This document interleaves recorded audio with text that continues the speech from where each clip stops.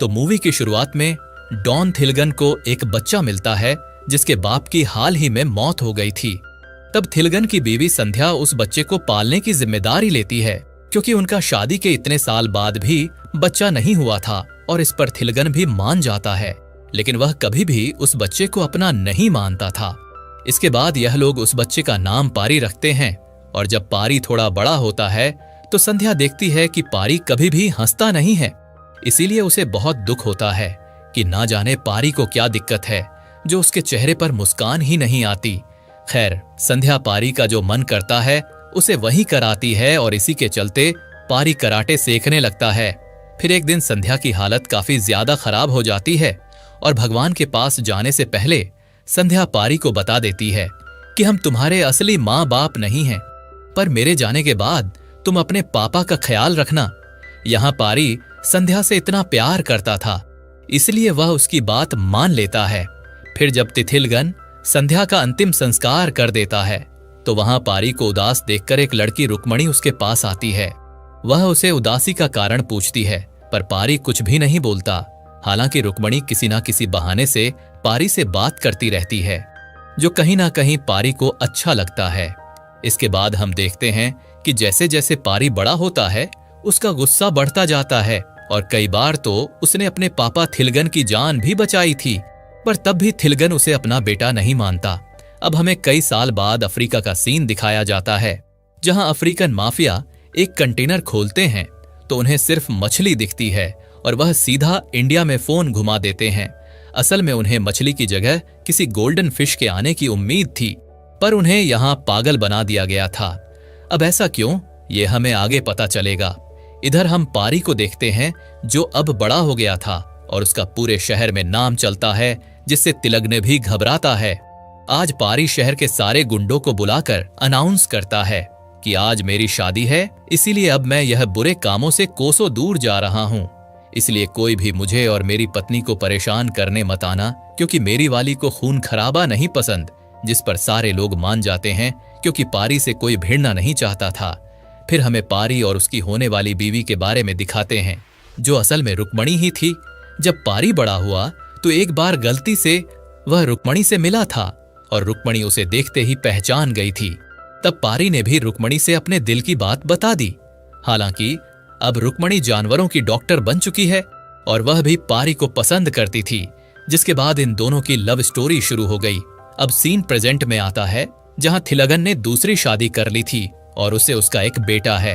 वहीं रात को पारी और रुक्मणी की शादी चल रही होती है, जहां थिलगन भी आता है। तब यहां सब लोग खूब एंजॉय करते हैं। फिर थिलगन पारी को साइड में ले जाकर कहता है कि वह गोल्ड फिश का माल कहाँ है, यानी वह माल अफ्रीका वालों को इन्हीं लोगों ने भेजा था, जिसे पारी ने बदल दिया। तब पारी मना करने लगता है कि वह माल मैं किसी के हाथों में लगने नहीं दूंगा, और इसी बात पर उसकी थिलगन से बहस हो जाती है। तब थिलगन अपने गुंडों से उसे पिटवाने की कोशिश करता है, लेकिन पारी तो अकेला ही सब पर भारी पड़ रहा था। यह देखकर थिलगन को और गुस्सा आता है और वह चाकू उठाकर सीधा रुक्मणी के पास पहुंच जाता है, ताकि उसे मारकर यह पारी को सबक सिखा सके। लेकिन पारी तो उल्टा उसी चाकू से थिलगन का एक हाथ काट देता है। फिर हमें दिखाते हैं कि खून खराबा करने के कारण रुक्मणी पारी से अपनी शादी तोड़ देती है, क्योंकि पारी से उसकी सिर्फ एक ही शर्त थी कि वह कभी भी हथियार नहीं उठाएगा। पर पारी ने उसकी यह बात नहीं मानी। इसके बाद थिलगन का हाथ काटने के इल्जाम में पारी को जेल हो जाती है। असल में थिलगन के ऊपर एक बड़े मिनिस्टर का हाथ था, जिसने पारी को अंदर करवा दिया था। तब जेल में पारी को आए दिन वहां के कैदी मिनिस्टर के कहने पर मारते रहते हैं और रुक्मणी के दूर हो जाने से पारी पूरी तरह से टूट चुका था, इसीलिए वह किसी को कुछ कहता भी नहीं है। इसी बीच वहां का जेलर भी पारी से बार बार उस गोल्ड फिश के बारे में पूछता है कि बता दे वह कहाँ रखी है, लेकिन पारी अभी भी कुछ नहीं बताता और ऐसे ही करके कुछ साल बीत जाते हैं। वहीं पारी ने अपने सारे लोगों को काम पर लगा रखा था कि मुझे कैसे भी करके रुक्मणी का पता करना है। अब एक दिन जेलर को कुछ लोग आकर मिलते हैं, जो जेल के कुछ खूंखार कैदियों को ले जाकर उनकी जंग कराते थे, लेकिन जेलर उन्हें पारी के बारे में बताता है और वह लोग उसकी डील 10 लाख में कर लेते हैं। फिर जब जेलर इस बारे में पारी को बताता है कि तुम्हें जेल से मैं रिहा करवा दूंगा, बस तुम भी मान जाओ क्योंकि यहाँ पैसों का सवाल है। तो यह सुनते ही पारी मना कर देता है। इसके बाद एक दिन पारी को उसके लोग आकर बताते हैं कि रुक्मणी भाभी का पता चल गया है, जो अंडमान के पास ब्लैक आइलैंड नाम की जगह पर अपना एनजीओ चलाती हैं। यह सुनते ही पारी खुश हो जाता है और सीधा जेलर के पास आकर कहता है कि हाँ, मुझे तुम्हारी सारी शर्तें मंजूर है, बस मुझे जेल से निकाल दो। जिसके बाद रात को जेलर पारी को सीधा उसी आदमी के हाथों बेच देता है जो फाइटर ढूंढ रहा था। और जेलर के जाते ही पारी उन लोगों को बुरी तरह पीटता है और वहां से फरार हो जाता है। फिर वह अपने लोगों के साथ एक प्लान बनाता है और एक डॉक्टर चैपलिन के पास आता है, जो लोगों को लाफ्टर थेरेपी देता था। वह उसे कहता है कि हमने तेरी बीवी बच्चों को किडनैप कर रखा है, बस तू हमारा काम कर दे, हम उन्हें छोड़ देंगे। फिर वह बताता है कि तुम्हें ब्लैक आइलैंड पर जाकर अपनी एक हाहा ब्रांच खोलनी है और मुझे वहां का डॉक्टर बनाकर ले चलो। वहां पहुंचते ही हम तेरे परिवार को छोड़ देंगे। तब डर के मारे चैपलिन ऐसा ही करता है और यह लोग इसी बहाने ब्लैक आइलैंड चले जाते हैं। वही वो मिनिस्टर धर्मन बार बार थिलगन पर प्रेशर डाल रहा था कि कैसे भी करके उस गोल्ड फिश का पता करो, वरना मैं तुम्हें ही मार दूंगा, क्योंकि यह डील बहुत बड़ी थी। जिसके बाद हम अंडमान का सीन देखते हैं और हमें मिरासू नाम के एक तानाशाह राजा के बारे में पता चलता है, जिसने वहां के सारे लोगों को अपना गुलाम बनाकर रखा था। फिर थोड़ी देर में ब्लैक आइलैंड पर पारी अपने लोगों और जैपलिन के साथ वहां हॉस्पिटल डालने आ जाता है, ताकि वह रुक्मणी से इसी बहाने मिल पाए। इधर थिलगन उस जेलर के जरिए उन लोगों से मिलता है जिन्होंने पारी को खरीदा था, पर वह आदमी बताता है कि वह हमें पीटकर भाग गया है। तब गुस्से में तिलक अनुष जेलर को ही जान से मार देता है कि पारी को तूने जेल से निकाला ही क्यों। इधर पारी आज ब्लैक आइलैंड के सारे लोगों को लाफिंग थेरेपी देने लगता है। हालांकि अभी तो वह खुद भी हंसना नहीं जानता था, पर वह वहां के लोगों को हंसाने की पूरी कोशिश कर रहा था। तभी माँ उसे रुक्मणी दिखती है, जिसे पारी देखता ही रह जाता है। फिर पारी रुक्मणी से बात करने आता है और कहता है कि देखो, अब तो मैं डॉक्टर बन गया हूँ जो लोगों को हंसाने का काम करता है। अब तुम मुझसे शादी कर लो, मैं बहुत बदल चुका हूँ। लेकिन रुक्मणी उसकी बात नहीं मानती और पारी चला जाता है। फिर रोज पारी वहां ब्लैक आइलैंड के लोगों को हंसाने की थेरेपी देता है और हमें एक बात पता चलती है कि इस आइलैंड के लोग कभी हंसते ही नहीं हैं। अब ऐसा क्यों, वह हमें आगे पता चलेगा। जिसके बाद एक दिन वहां पर एक अमीर आदमी हिरन को मार देता है, तो रुक्मणी उसके खिलाफ आवाज उठाती है, लेकिन वह आदमी तो उल्टा रुक्मणी से ही बदतमीजी करने लगता है।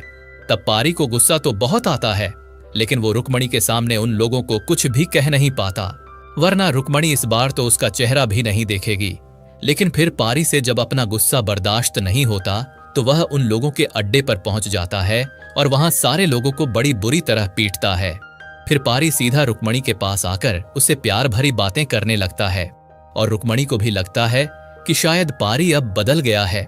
इधर जिन लोगों को पारी ने मारा था, वह अपने बॉस को इसके बारे में बताते हैं, और यह बॉस और कोई नहीं बल्कि वही आदमी था जो पारी को खरीदने की कोशिश कर रहा था। तभी थोड़ी देर में वहां पारी भी रुक्मणी के साथ उनके पास आता है, और जिन्होंने रुक्मणी से बदतमीजी की थी, वह लोग रुक्मणी के पैरों में गिरकर माफी मांगते हैं कि आज के बाद हम ऐसा नहीं करेंगे। जिससे रुक्मणी बहुत खुश होती है और अब पारी को भी उसका प्यार वापस मिल गया था। मगर अब इस आदमी के बॉस ने थिलगन को भी पारी के बारे में बता दिया था कि जिस आदमी को हम लोग अब तक ढूंढ रहे थे, वह तो हमारे आइलैंड पर आ रखा है। पर थिलगन कहता है कि उसे मारना मत, मुझे उसे एक राज के बारे में जानना है। जिस पर वह आदमी कहता है कि मेरा भी एक बॉस है, उसके गुस्से का मैं कुछ भी नहीं कह सकता, वह कब क्या कर दे। फिर हमें माइकल को दिखाते हैं, जो मिरासो का बेटा है, और वह उस आइलैंड पर आए दिन फाइट करवाता रहता है। उसे यही सब करके मजा आता था। फाइट में 2 ग्रुप्स लड़ते हैं और जो ग्रुप हारता है उसके एक मेंबर को माइकल मगरमच्छ को खिला देता है। एक तरह से माइकल हैवान था। तब उसे वहां पारी के बारे में उसके आदमी बताते हैं कि हमने पारी को खरीद लिया था, लेकिन वह तो अकेला ही हमारे लोगों को मारकर भाग निकला और वह अब हमारे काबू में भी नहीं आ रहा। वहीं यहाँ रुक्मणी और पारी की लव स्टोरी भी काफी अच्छी चलने लगी थी और अब तो पारी आइलैंड के लोगों को हंसा भी पा रहा था। तभी वहां पर माइकल अपने गैंग के साथ आता है और उसे देखकर सारे आइलैंड के लोग कांप जाते हैं कि यहाँ पर आया क्यों है। फिर माइकल पारी से कहता है कि तू फाइटर अच्छा है, मुझे तेरे जैसा आदमी चाहिए था। लेकिन पारी लड़ने से साफ मना कर देता है कि मैंने लड़ना काफी समय पहले छोड़ दिया है। तब माइकल हंसते हुए रुक्मणी को सब सच बता देता है कि पारी साइलेंट पर आया कैसे है, और यह सुनकर रुक्मणी का दिल तोड़ जाता है कि यह पारी तो बदला ही नहीं। फिर रुक्मणी यहां से जाने लगती है और पारी उसके सामने खूब गिड़गिड़ाता है कि मुझे छोड़कर मत जाओ, मैं तुमसे बहुत प्यार करता हूं। लेकिन रुक्मणी नहीं मानती। इसे पारी को गुस्सा आ जाता है और वह माइकल के आदमियों को ही मारने लगता है, जो देखकर रुक्मणी हैरान थी कि यह कभी बदला ही नहीं। फिर माइकल पारी से कहता है कि तू मेरे जैसा ही है, मेरा फाइटर बन जा, ऐश करेगा। तब पारी भी गुस्से में मान जाता है। इसके कुछ दिन बाद अब पारी फाइट करने के लिए आता है और वह अकेला ही ओपोनेंट की टीम को मारे जा रहा था। फिर लड़ाई खत्म होने के बाद पारी अपने कमरे में चला जाता है और हम देख पाते हैं कि रुक्मणी के ऐसे जाने से पारी का खुद से कंट्रोल ही खो गया था और वह बस हर समय गुस्से में रहता था।